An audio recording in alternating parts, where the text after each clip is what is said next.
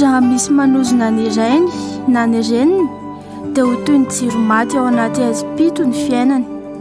Ohabolana 20:20.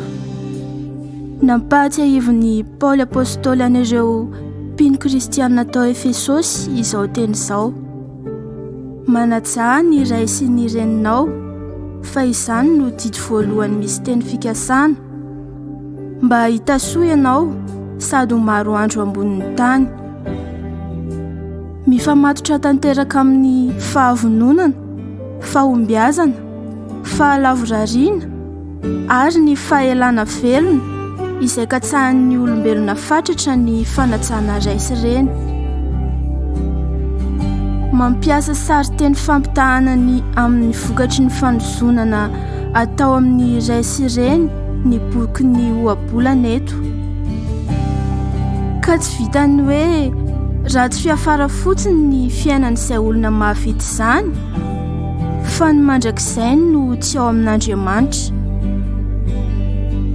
Manana hevitra manozona ireto teny na fihetsika manaraka ireto, araka ny ambaran'ny soratra masina: manao tsinotsinona, manafoka, mamazivazy, manivaiva, manambany, maniratsira, manamaivana, na koa manao fanainiana mba ahatezitra sy ampiorooro. Ahoana no atao mba hialana amin'ireo teny sy fihetsika tsy mahasoa ireo? Ny vahaolana mahomby dia ny fifantohana amin'izay asain'Andriamanitra atao sy aseho amin'ny zotom-po dia ireto avy: finoana, fahatanjahan-tsaina, fahalalana, fahononam-po, faharetana, fandeferana, fitiavam-bavaka, fitiavana ny iray finoana sy ny olona rehetra.